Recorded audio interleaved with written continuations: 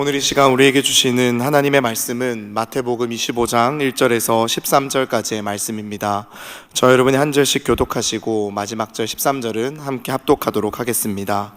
그때 천국은 마치 등을 들고 신랑을 맞으러 나간 열 처녀와 같다 하리니 그 중에 5은 미련하고 5은 슬기 있는 자라. 미련한 자들은 등을 가지되 기름을 가지지 아니하고 슬기 있는 자들은 그릇에 기름을 담아 등과 함께 가져갔더니 신랑이 더디 오므로 다 졸며 잘세.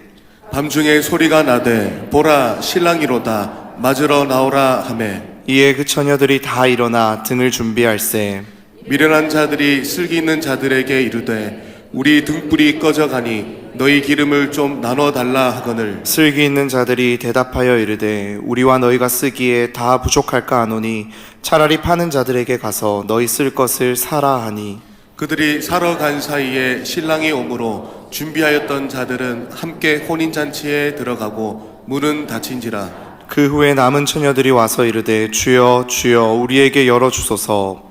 대답하여 이르되 진실로 너희에게 이르노니 내가 너희를 알지 못하노라 하였느니라. 함께 읽겠습니다. 그런즉 깨어있으라. 너희는 그날과 그때를 알지 못하느니라. 아멘.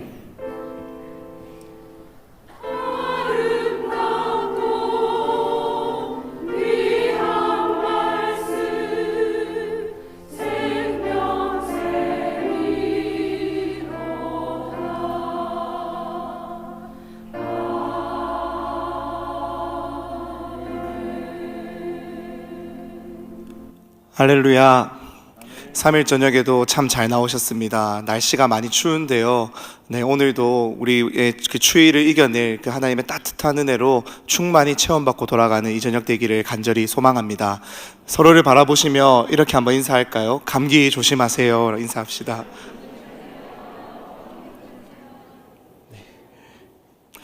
네. 이 중요한 건 꺾이지 않는 마음, 줄여서 이 중꺾마라고도 하는 이 신조어를 한 번쯤은 들어보신 적이 있으실 것입니다. 제가 사진 하나 준비했는데요. 아마 중학생이나 청년들을 기르고 계신 부모님들은 많이 본 장면일 텐데 이런 게임을 하고 있는 자녀들, 손자들의 모습을 한 번쯤은 보신 적 있지 않으십니까?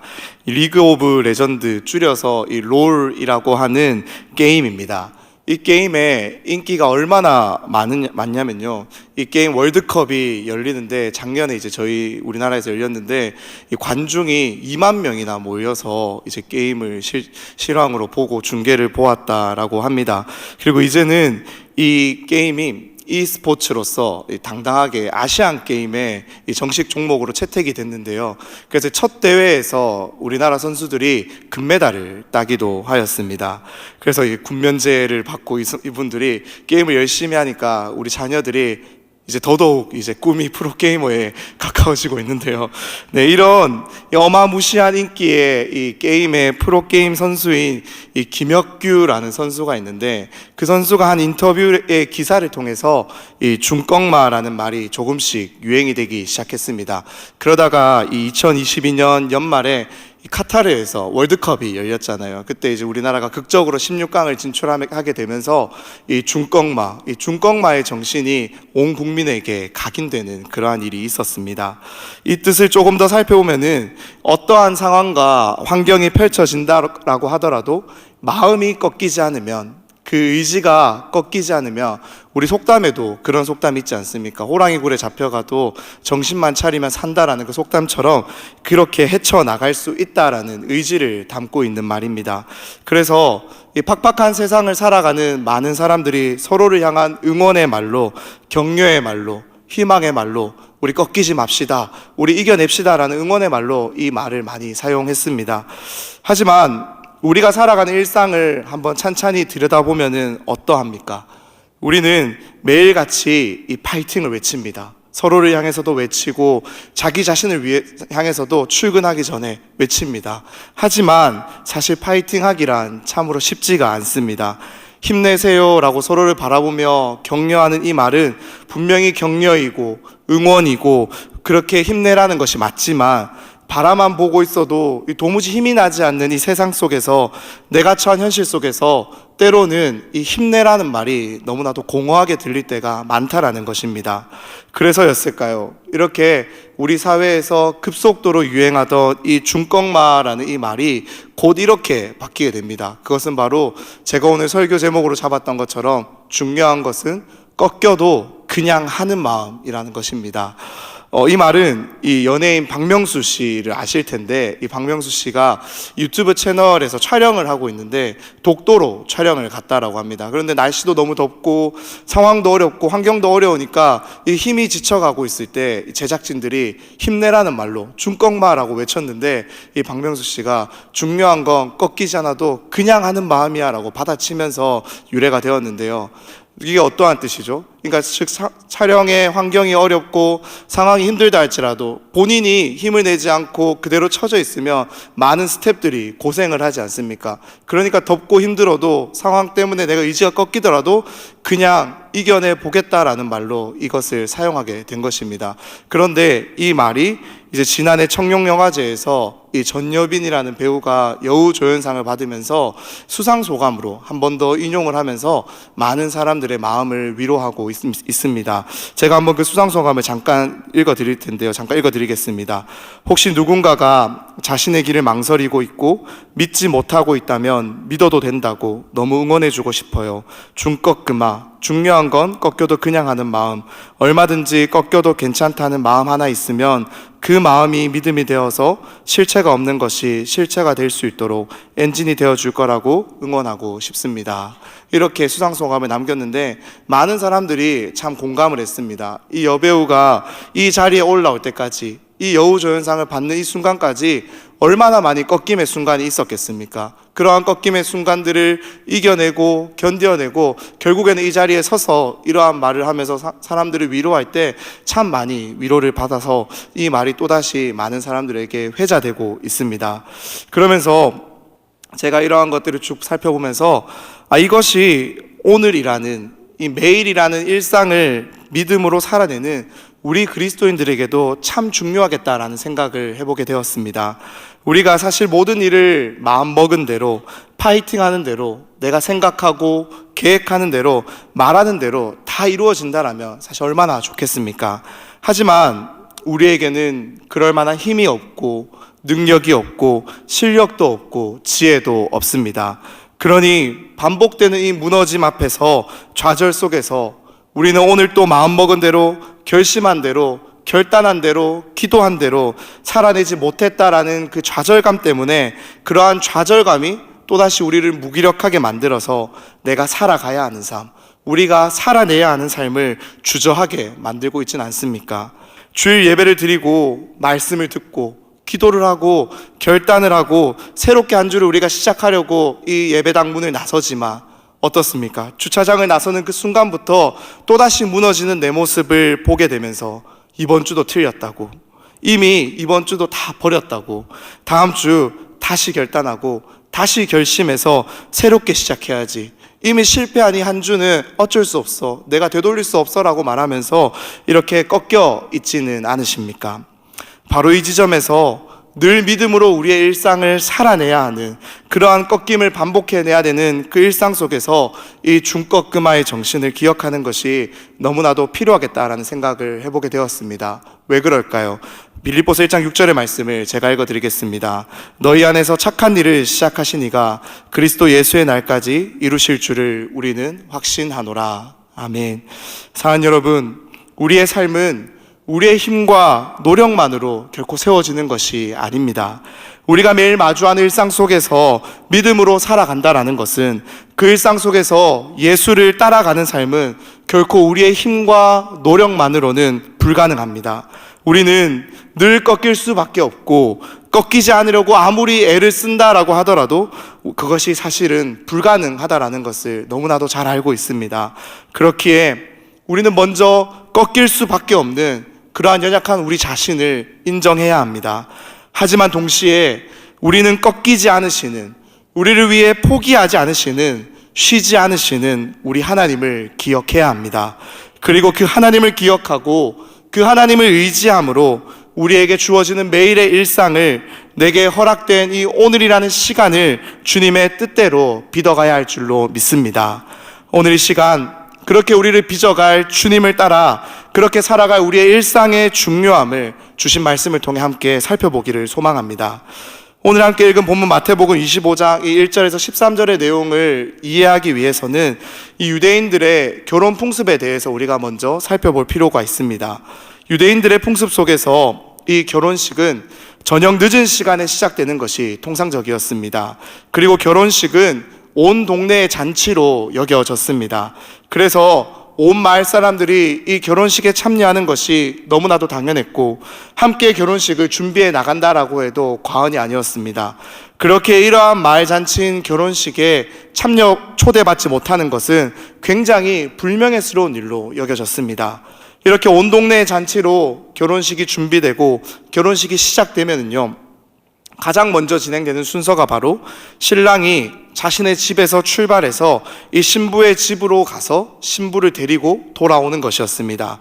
그래서 신부의 집에 도착해서 이 결혼 지참금을 신부의 아버지에게 전달한 후에 신부를 데리고 자기의 집으로 돌아와서 결혼식을 올리고 피로연을 진행하는 것이 일반적인 순서였습니다. 그리고 이러한 과정 가운데서 신랑과 신부의 친구들 또는 그 종들은 이 결혼식의 들러리로서 신랑과 신부를 돕는 역할을 하였습니다. 그런데요, 이 결혼식이 저녁 늦은 시간에 시작된다라고 하지 않았습니까?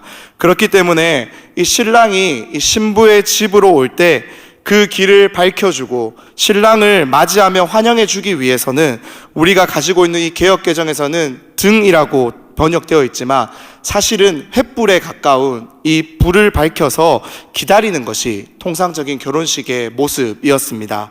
그리고 이 등불이 계속해서 타기 위해서는 당연히 기름이 필요했습니다. 신랑이 언제 도착할지 모르기 때문에 기름을 넉넉히 준비해서 불이 꺼지지 않도록 준비하는 것이 너무나도 당연했습니다. 이러한 배경을 우리가 기억하면서 오늘 본문을 다시 한 번 더 살펴보면요, 우리가 이 본문 속에서 벌어진 심각한 문제를 하나 발견할 수 있습니다. 그것이 무엇입니까? 신랑이 오는 것을 환영하기 위해서, 그 길을 밝히기 위해서 기다리고 있었던 이 10명의 처녀들 가운데 무려 절반인 5명이 기름을 넉넉히 준비하지 못했다라는 것을 보게 됩니다. 그래서 신랑이 왔다라는, 이 신랑을 맞으러 나오라는 이 소리를 들었을 때 그들이 나가서 불을 밝히려 하는데 준비한 기름이 떨어져서 신랑이 오는 길을 제대로 밝히지 못하고 있는 것입니다. 다시 말해서 결혼식의 주인공인 이 신랑을 제대로 맞이하지 못하고 환영하지 못하고 있는 것이 오늘 본문에 드러난 문제입니다. 이것이 얼마나 실례입니까? 다른 사람이 아니라 신랑을 맞이하지 못하고 환영하지 못하고 있는 것입니다. 주인공을 환영하지 못하고 있는 거예요. 명예와 체면을 중요시 여기는 이 유대인들 사회에서 이것이 얼마나 수치스럽고 준비의 부족함이 느껴지면서 얼마나 부끄러웠겠습니까? 그래서였을까요? 이 등불을 밝힐 기름이 떨어진 5명의 처녀들이 그렇지 않은 기름을 넉넉히 준비한 다른 5명에게 너희의 기름을 나누어 달라라고 부탁을 합니다. 그런데 우리는 여기에서 당연히 기대할 수 있는 대답과는 전혀 다른 대답을 듣게 됩니다. 그것이 무엇입니까? 그 5명의 처녀가 바로 우리는 나누어 줄 수 없다라고 말하는 것입니다. 우리도 쓸 것이 부족하니까 나누어 줄 수 없다고. 우리의 것을 너희에게 만약에 나누어 준다라면은 결국엔 우리 모두가 이 신랑이 오는 것을 끝까지 기다리지 못하고 이 불이 다 꺼져 버릴 거라고. 그러니 너희가 지금이라도 달려가서 기름을 사오는 것이 좋겠다라는 이야기를 듣게 됩니다. 매정해 보이는 대답이지만 사실 이것은 참으로 현실성 있는 대답입니다. 만약 이들이 기름을 나눠 썼다가 정작 신랑이 도착했을 때 이 10명 모두가 불을 밝히지 못하고 있는 것보다는 차라리 5명이라도 불을 밝히며 환영하고 기다리고 있는 것이 더 낫습니다. 또 결혼식이 온 마을의 잔치라고 했지 않습니까?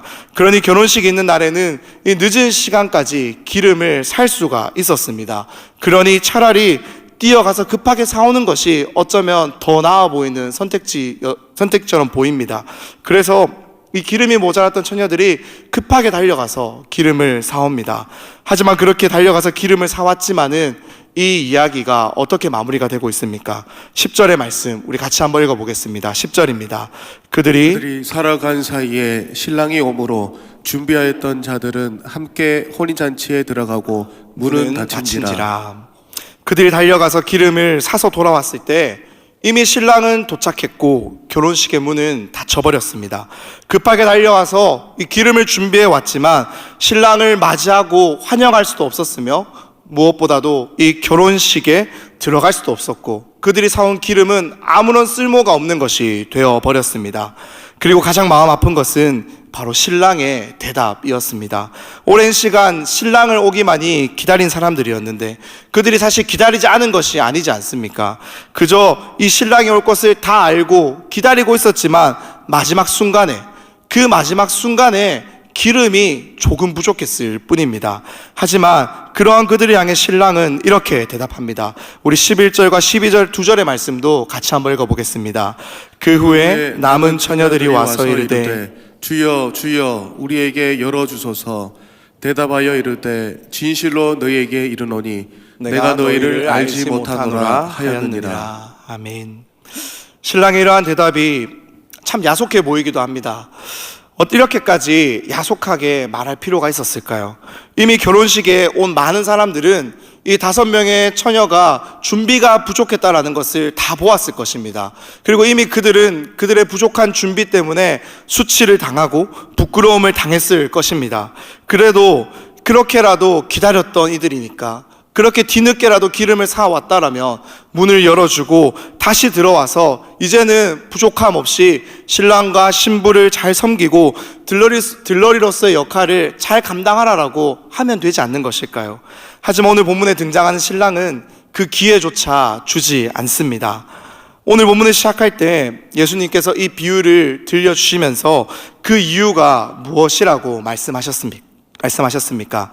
1절 말씀을 다시 보면은 예수님은 천국, 즉 하나님의 나라를 설명하시며 이 비유를 들려주십니다. 그리고 13절에서 이 비유의 결말을 들려주시는데요. 즉 천국은 하나님의 나라는 누가 누릴 수 있는지, 누가 들어갈 수 있는지, 누구에게 허락되는지를 이렇게 들려주십니다. 깨어 있으라, 너희는 그날과 그때를 알지 못하느니라. 천국은, 하나님의 나라는 깨어있는 사람에게만 허락된다라는 것을 예수님은 이 비유를 통해서 말씀하고 있는 것입니다. 그렇다면 왜 깨어 있어야 합니까? 우리는 그날과 그때를 알지 못하기 때문입니다. 그날과 그때는 천사도 모르고 아들이신 주님도 모르고 오직 하나님만이 아십니다. 그렇기에 신부인 우리를 향해서, 신부인 교회를 향해서 다시 오실 신랑 되시는 주님을 깨어 기다리는 것이 너무나도 중요하다는 것을 강조하기 위해서 이 이야기를 예수님이 들려주신 것입니다. 그런데요, 그렇다면 이 결혼식에 들어가지 못한 이 5명은 기름을 넉넉히 준비하지 못해서가 아니라 자고 있어야 했던 것이 아닙니까? 그래서 신랑이 오는 것을 알지 못해서 제대로 맞이하지 못했고 그래서 자기가 해야 할 일을 놓쳤다라면은 우리가 이 말씀이 조금은 더 쉽게 이해가 되지 않습니까? 하지만 이들이 졸고 있었던 것이 아닙니다. 깨어 있었습니다. 신랑이 온다라는 소식을 듣고 분명히 그들은 잠에서 깨어 일어났다라는 거예요. 다시 한 번 더 본문을 보면은 사실 신랑이 오실 길을 위해 그 길을 밝힐 10명의 처녀들 모두가 졸고 있었다라는 것을 우리가 다시 보게 됩니다. 모두가 졸았습니다. 이 기름이 모자랐던 5명의 처녀만 졸았던 것이 아니다라는 거예요. 이들은 그저 기름을 넉넉히 준비하지 못했을 뿐입니다. 그렇게 우리는 여기에서 이 주님이 깨어 있으라 라고 말씀하시며 정말로 말씀하시고 싶으신 것이 따로 있었음을 알게 됩니다. 그리고 그것은 바로 이 기름을 넉넉히 준비하는 것과 연결된다라는 것을 우리가 알게 됩니다. 즉 신랑이 언제 올지 그날과 그때를 우리는 알지 못하기 때문에 깨어 있어야 한다라는 주님의 이 말씀은 신랑이 언제 올지 모르기에 언제라도 신랑이 오기만을 기다리면서 그 왔다라는 소식이 들리면은 나아가서 그 길을 밝힐 수 있도록 언제든지 그 길을 얼마든지 밝힐 수 있도록 기름을 넉넉히 준비해야 한다라는 말씀입니다. 이러한 모습이야말로, 이렇게 기름을 넉넉히 준비하는 모습이야말로 신랑이 분명하게 다시 오실 것을 아는 사람, 그 신랑이 오실 것을 기다리는 사람의 모습이다라고 말씀하고 있는 것입니다.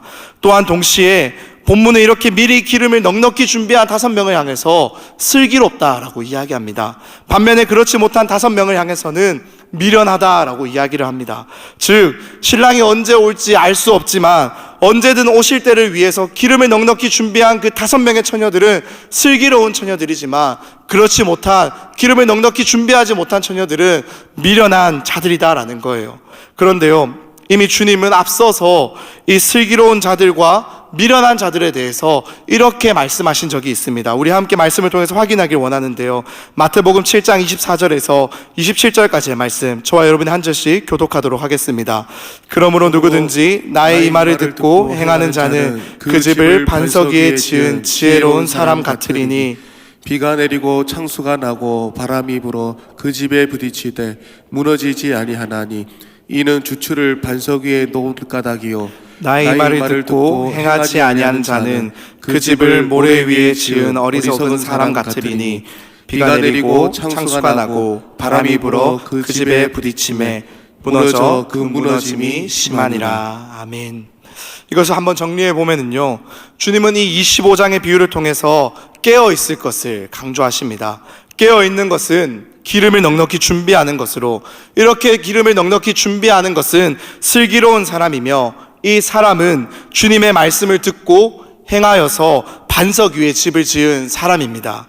반면에 깨어있지 않은 사람은 기름을 넉넉히 준비하지 않은 사람으로, 이는 어리석고 미련한 사람이며, 이는 곧 주님의 말씀을 듣기는 들어도 그대로 행하지 않아 모래 위에 집을 지은 사람과 같다라는 것입니다. 곧 주님의 말씀을 듣기는 들어도 행하지 않는 거예요. 반석 위에 집을 지은 사람의 집은 비가 내리고 창수가 나고 바람이 불어도 그 집은 무너지지 않습니다. 그러나 그렇지 못한 모래 위에 집을 지은 사람의 집은 무너지게 되어 있습니다. 사랑하는 여러분, 이것이 무엇을 의미합니까?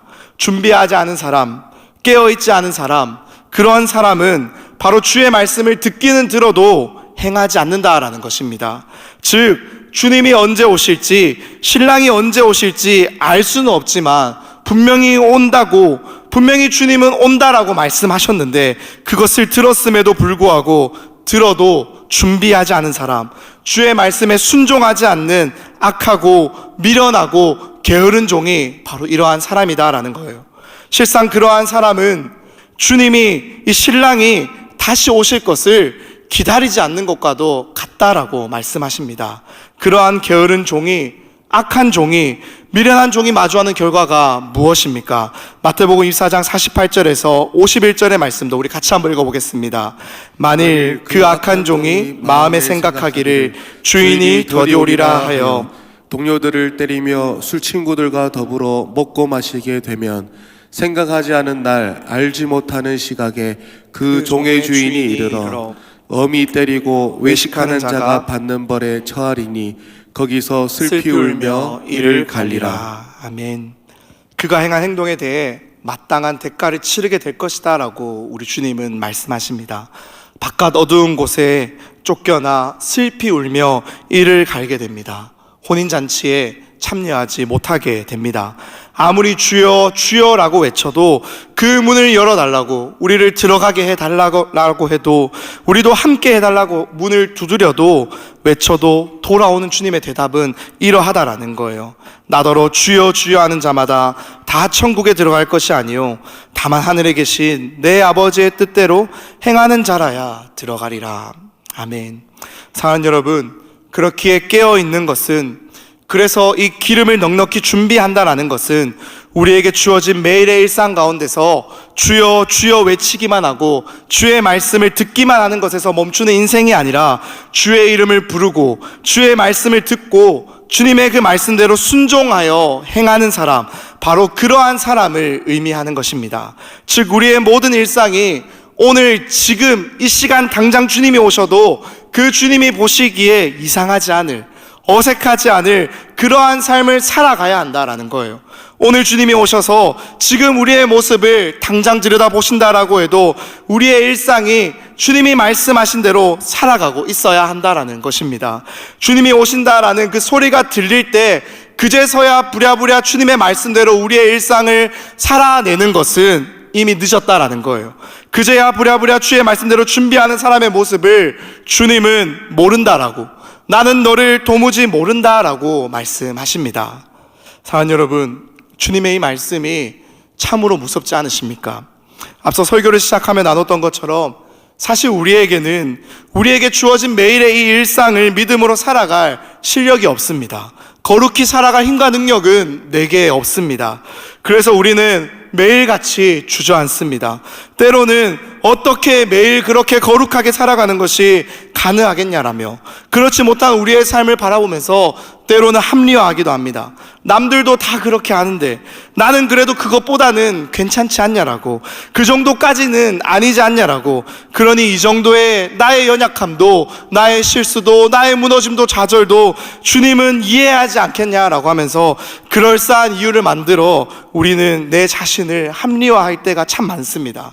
하지만 우리는 오늘 말씀을 통해서 분명하게 보게 됩니다. 주님은 깨어 있으라라고 말씀하십니다. 주님은 기름을 넉넉히 준비하라라고 말씀하십니다. 주님은 당신의 말씀을 듣는 것에서 멈추는 것이 아니라 그것이 행함으로, 순종으로, 살아냄으로 이어져야 한다라고 말씀하십니다. 주님은 그저 자신을 향해서 주여 주여 부르기만 하는 인생이 아니라 지극히 작은 자라 할지라도 그 자에게 주의 이름으로 나아가 행하는 사람이 진정으로 자신을 알고 부르고 믿고 따르는 사람이라고 말씀하십니다. 그렇다면 우리는 어떻게 되는 것입니까? 우리는 어떻게 살아내야 합니까? 이렇게 늘 무너지고 좌절하고 포기하고 합리화하고 그럴싸한 이유와 변명으로 일관하는 우리의 일상은 어떻게 되는 것입니까? 사랑하는 여러분, 그렇게 정말 그렇기에 우리에게 중요한 것은 꺾여도 그냥 하는 마음, 꺾여도 그냥 살아가는 마음, 오늘 내 일상이 믿음으로 살아가는 것에 실패하고 무너지고 또 포기하고 싶고 다 내려놓고 싶다 할지라도 그 자리에서, 실패한 그 자리에서 다시 툴툴 털고 일어나서 믿음으로 걸어가는 것, 아니 그렇게 살아내보려고 애쓰는 것이 되어야 할 줄로 믿습니다. 왜냐하면 주님은 이미 그러한 우리의 실패를, 그러한 우리의 미련함을, 우리의 능력 없음을, 실력 없음을 너무나도 잘 알고 계시기 때문입니다. 우리 안에는 아무런 힘이 없음을 잘 알기 때문이에요.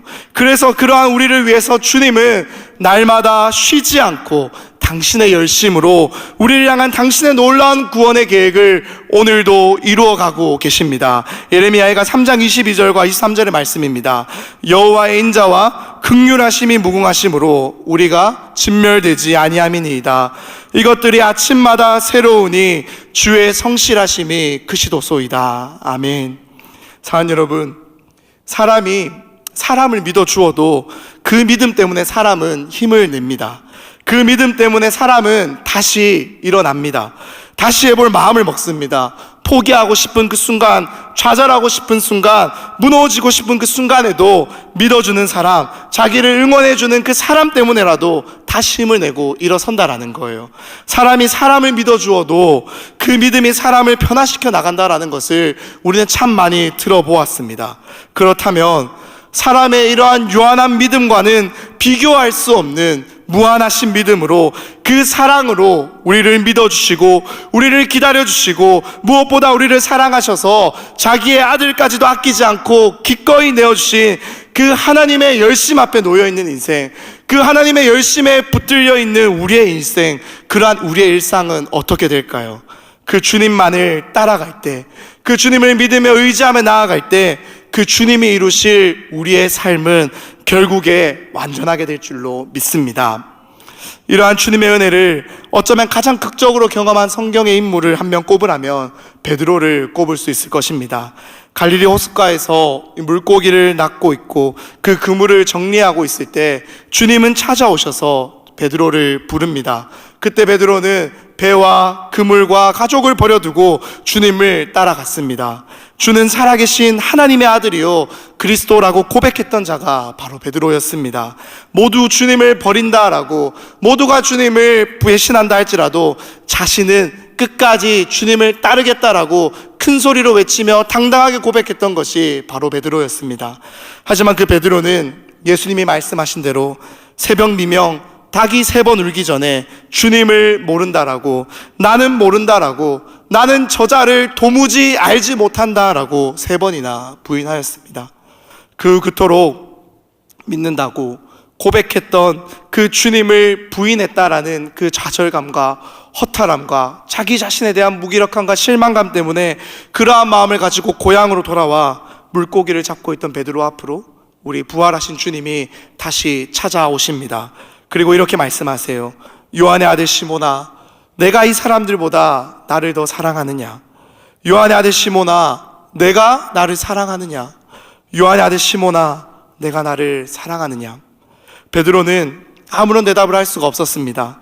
그는 도무지 자기의 입을 열어서 이전처럼 네 주님, 제가 주님을 사랑합니다, 그 누구보다도 제가 주님을 가장 사랑합니다 라고 당당하게 외칠 수가 없었습니다. 그래서 그는 그저 주님이 아십니다, 주님이 아십니다 라고만 대답을 합니다. 그런 베드로를 향해서 주님은 이렇게 말씀하세요. 내 어린 양을 먹이라, 내 어린 양을 치라, 내 어린 양을 먹이라. 그를 처음 불러내었을 때 말씀하셨던 것처럼 내가 이제 너를 사람을 낚는 어부가 되게 하겠다라고 말씀하셨던 것처럼 주님은 당신의 그 말씀을, 그 부르심을, 그 약속을 신실하게 이루시기 위해서 실력도 없고 그럴 만한 능력도 지혜도 거룩히 살아갈 힘도 없는 그러한 베드로를 대신해서, 그러한 우리를 대신해서 십자가를 지시고 십자가에 죽으시고 다시 사심으로 허물과 죄로 죽었던 우리를 속량해내시고 그러한 우리의 일상 가운데 함께 하시며 우리의 일상을 완전하게 이루어 가십니다.